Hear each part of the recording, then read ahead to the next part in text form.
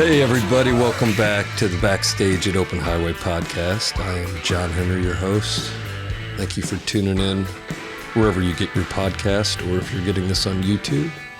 If you haven't checked that out on YouTube, do it.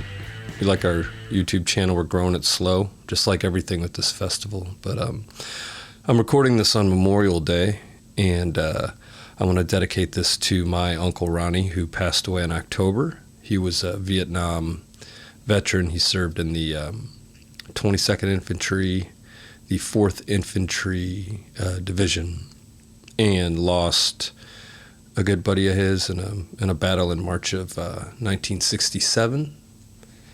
And of course, I found all of this out after he passed away because he never talked about it.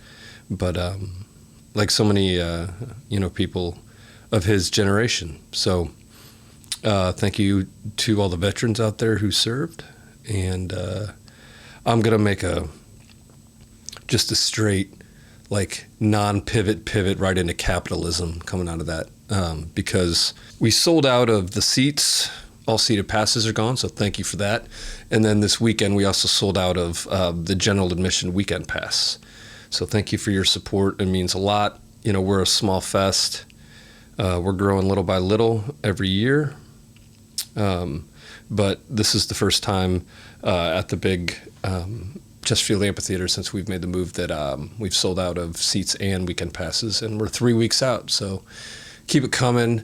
I do want to stress that we have plenty, but they're selling fast, of the general admission tickets for Friday and Saturday. So if you want to go to the Friday, it's $35. If you want to go to the Saturday, it's $75. We feel like it's a good price point.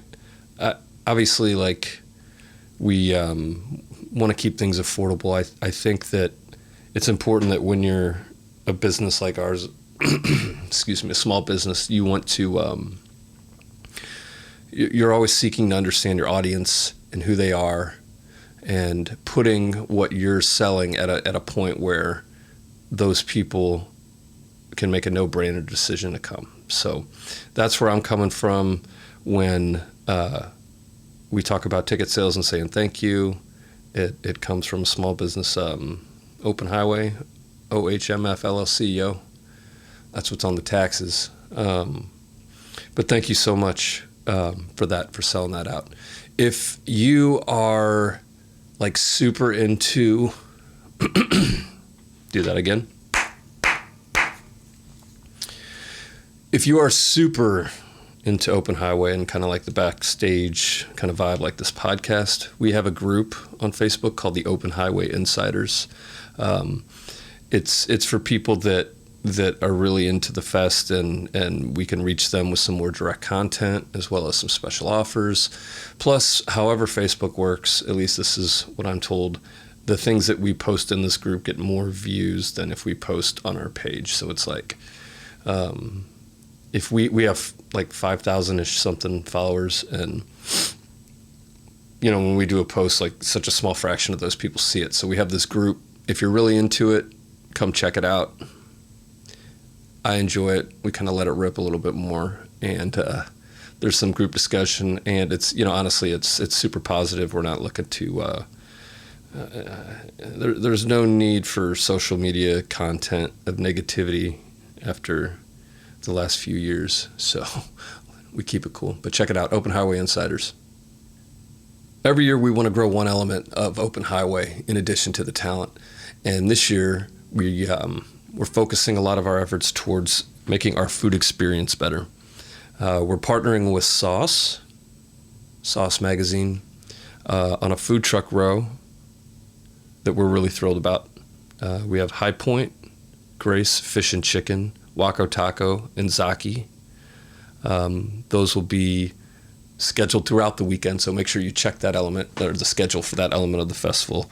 Drinks, we're happy to be working with Four Hands, Boulevard, and Narwhals, so we got you covered there. And all of that will be located up top of the field, where the second stage will be, the rack stage. So check out the map. That'll be coming this week. Thrilled to be working with Sauce, and those places are some of my favorite places to go, period. So to have them there, it's an extra bonus. I get to have the literal cake and eat it too. I don't know if any of them make cake, but you get the metaphor. It's pretty close to being literal. And, do you know that Father's Day weekend falls on Open Highway weekend? Crazy. I'm a dad. I'll tell you what I don't need, another necktie.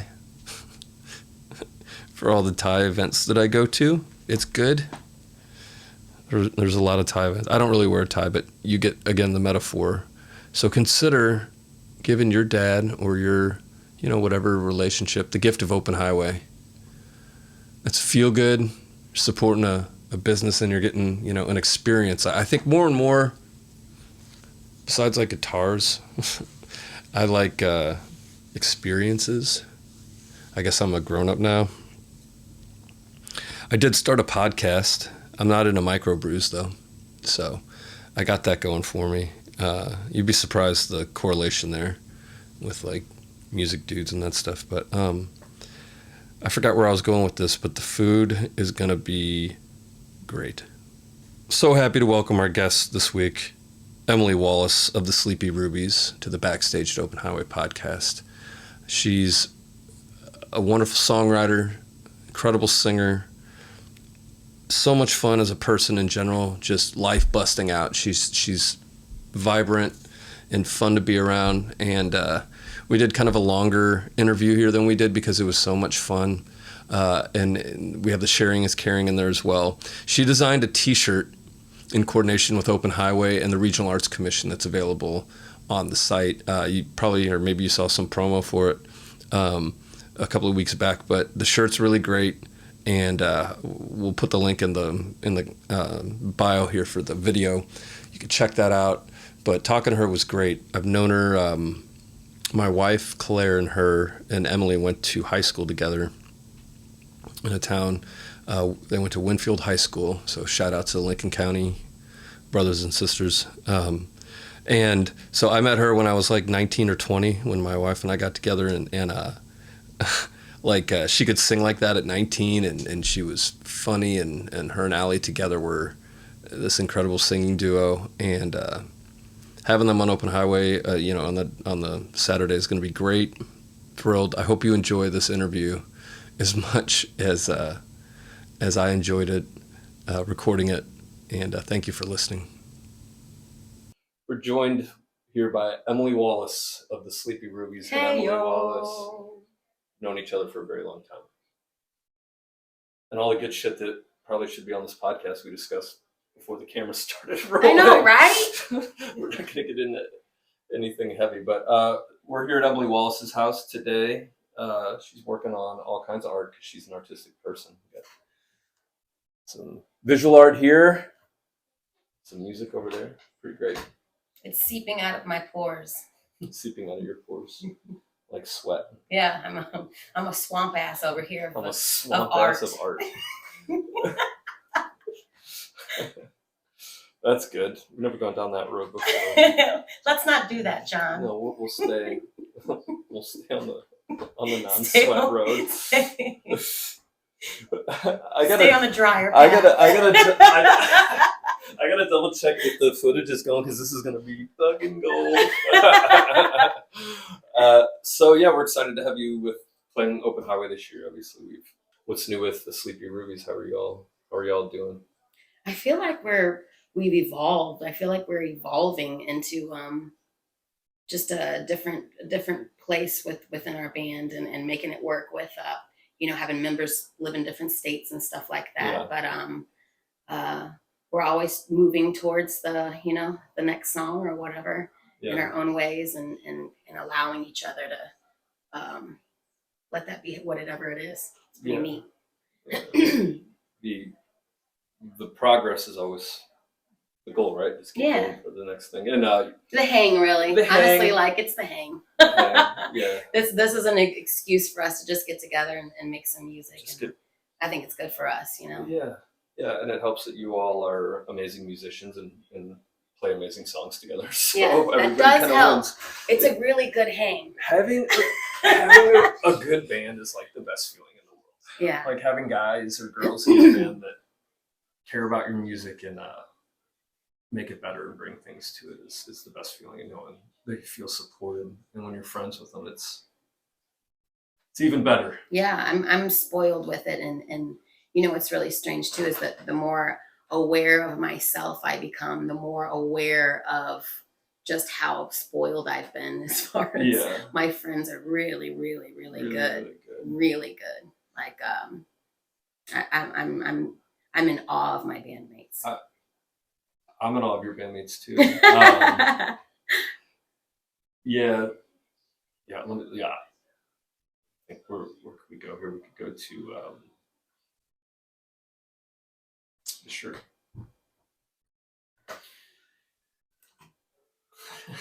What is it? What shirt is it? Oh, Janice. Oh, this is Janice. Have you seen that Instagram account where they do like the cartoon animations of like a singer of a band, and then they just put one line? I'm gonna send it to you. You're gonna love it, and I'm gonna tag it on this podcast. That's really random, but it's good. So, in addition to music, you are a visual artist, and you've designed a shirt for Open Highway and the Regional Arts Commission that is going to be on sale now. All designed by you right here in your lovely South City home. What do you love about visual art compared to music? Is there something in visual art that opens up a new feeling that maybe could lead to a song? Absolutely. I think, it's been a little bit of a challenge kind of overcoming some anxieties, some stage fright kind of things. And with art, it's me being able to move the way I want to move on stage in front of people singing without having to be on stage in front of people singing. So it's just a different avenue of how I can move around, move my arm around, move my voice around, move what's going on inside of me, shifting it around and making it into something. And that's what I want to do. And I almost feel compelled at all times to be doing it. It's almost like, settle down and stop. But I'm excited and excited to be alive and have all of these colors and opportunities. And so, yeah, I'm grateful that when I do push colors and pins and markers and stuff around, people like what I do and are interested in it. And so it's kind of a bonus the shirt's way of how to get me moving into the next spot, Yeah, you've done a really great job with that for this t-shirt design. We're excited to focus on the St. Louis arts community, not just with music, but also people that can creative with visual arts. So this has been a great tie-in. And Emily Wallace, where's your favorite place to get lunch in St. Louis? My favorite place to get lunch in St. Louis would be Hogtown Smokehouse in Dogtown. My boyfriend owns that restaurant, but also it's really, really good barbecue. And normally it's free for me if I text him and say, What do you normally get? I want 5 racks of ribs. Fuck your profits. Fuck your profits. The profit. Ribs are so expensive. They really are. And they're so good. So what's they're your really go-to? Good there. What's your go-to? Ribs and... The ribs are really good. And then, believe it or not, the Frito pie. Frito pie. The Frito pie is like, you smoke a big giant bowl and then just crush a Frito pie and then say, see ya. That's why we're together. Just kidding. Frito pies and barbecue and big old bowls. Big old bowls of chips. And it's so funny too because Fritos are hard to find right now. Like it's very strange owning a restaurant right now in this world. Fritos? Like Fritos just are straight hard. Up corn chip. Like the chip Fritos are hard to find right really? now. Like and if you run into them, you just gotta wipe them out. It's like, we can be in Target or wherever. It's like, oh shit, I gotta make a phone call. We got Fritos. Frito alerts. That's funny. Yeah, you guys are like you got like a little racket on the Frito trucks coming into St. Louis. Because I need the pies. The pies are falling off the truck. Do you have a dream instrument that you would like to have? My dream instrument would be, I think at one point I had a piano in my house, and I don't now. I really like to have like just a a cool house or like apartment upright piano. Very cool. Taking up some space, and that'd be neat. What is a song or record right now that's stuck in your head or that you just can't get enough of?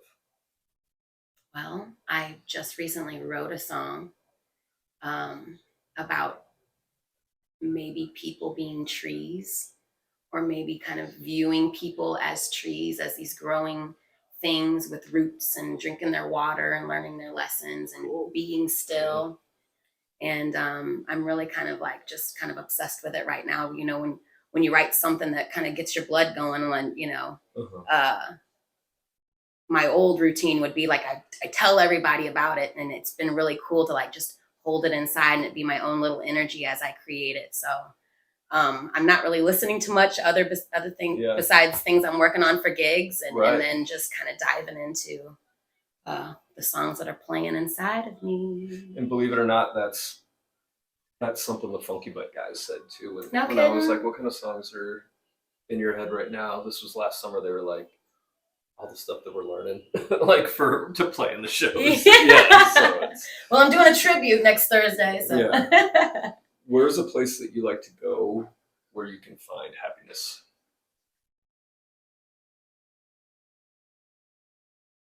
I definitely always find happiness out on the trail, like out hiking. My boyfriend runs a restaurant, and I'm a full-time musician, and that's a lot of having to look at yourself, because it's you that's kind of manning the ship, and so it can get a little overwhelming sometimes. And we always make time for each other by going and hopping on a trail and listening to trees and the sounds of nature and stuff like that. And the fact that I live in the city, I can pretty much do that if I smoke enough weed and get to Tower Grove Park and just make that loop and start walking around. I can kind of lose the sounds of the city and get lost in the trees and the sky there too. So I would say, that would be my happy spots. What's a mundane or just normal everyday thing that happens in the music business that you really enjoy? I really enjoy the flyers. I know that can be like a stressful thing to people, putting the flyers together, and it's another opportunity for me to put letters together and draw. I don't know if that's mundane though. I think it's probably mundane for some folks. Flyer making is pretty mundane, and if you can enjoy that, you're on. So the flyers, I feel like are another way for me to connect my energy, and it's another way for me to kind of get myself to the stage. It's almost like a rehearsal for the show, me pushing the paint around to make the flyer. So it's all I'm realizing as I'm in it and being aware as it's all happening, that it is all just a process, and it can be whatever you want it to be. It can be like, oh shit, we got to get this done by Tuesday, and fart out something and hand it over, or say, oh, you know what, I'm going to put some time into this, and this is part of me getting on that stage that night. So it's been nice to kind of be able to pop those little splashes of color on social media and say, hey, I'm playing here, and them also see it how I want them to see it. It's very unique art, and I think it's one of those things where when people see like you post something, it's, I think, instantly identifiable to you. That makes me feel real good. It's nice that you have an artistic voice in addition to your singing voice, so it's a very unique thing. And there's so many voices in there, John. There's so many voices. God damn it. Well, this is the voice that's going to say thank you very much for joining us. Thank you. Thank you, Emily, for joining us, and I hope you all enjoyed that as much as I enjoyed getting to record that and hang out, get to see where Emily, kind of lives and creates. You get a really good impression, I think, of who she is as a person, as a human being, as an artist, and it's ever evolving. It's great to know her. It's great to be friends with her. And if you're not hip to the Sleepy Rubies, you should be. And you could catch them on the US Soy stage at Open Highway 2023. So thank you so much for listening. Again, Father's Day weekend, consider giving the gift of Open Highway. Appreciate you joining us. Thanks for listening. I hope it looks good. I hope it sounds good. I hope you all are feeling all right and have a great week. Thanks. Peace.